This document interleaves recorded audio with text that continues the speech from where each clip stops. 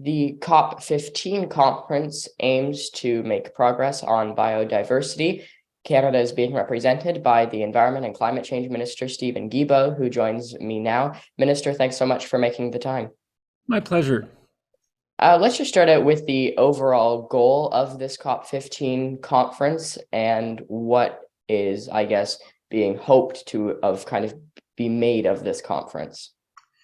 So the conference here is part of the international treaty that were agreed upon in Rio in 1992, the Earth Summit.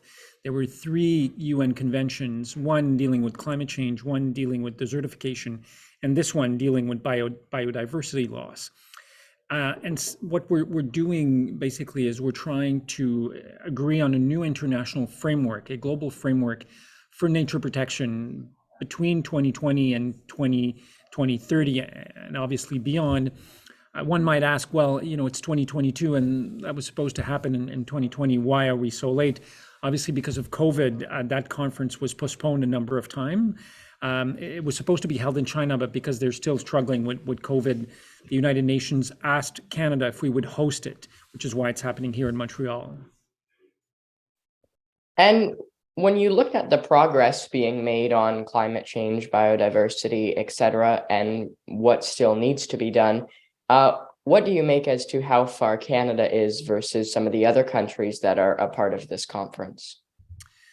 I think, unfortunately, in Canada, for many, many years, not much was done when it comes to protecting nature or fighting climate change. To give you an example, when our government came into power in 2015, Canada was not even protecting 2% of our oceans and coastlines.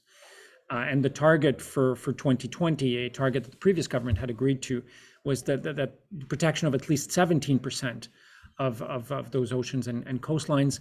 We've been able, between 2015 and now, to bring this from less than 2% to almost 15% in 7 years. So we're making progress. But clearly that's not enough. We want to be at 25% of protection for land and oceans by 2025 and 30% by 2030. And why 30? Because that's what scientists are telling us is the minimum required to help nature recover from what we've been imposing on it for many decades. And how can you, as the Environment Minister for Canada and all of the other environment ministers and delegates at this conference who are obviously hoping to make more progress than what's already been done on this file, how can you convince those world leaders, those ministers in other countries who maybe aren't as committed as a country like Canada to move forward on this? Well, the good news is that there are a lot of people who want a strong agreement here in Montreal. Back in September, Canada, with a number of our allies, the United Kingdom, the European Union, Ecuador, Costa Rica, Colombia, Gabon, we launched what we called the High Ambition Coalition for People and Nature. And at the time in September, about 30, maybe 35 countries signed on to the declaration of protecting at least 30% of lands and oceans by 2030, halting and reversing biodiversity loss, mobilizing internationally resources to support developing countries and indigenous people do more conservation. And from 30 to 35 countries in September, there's now more than 120 countries that have supported that declaration. So clearly there's a lot of countries out there who want the same thing we want. They want an ambitious agreement here in Montreal. They want to make sure that we collectively, on the global scale, do more to protect nature.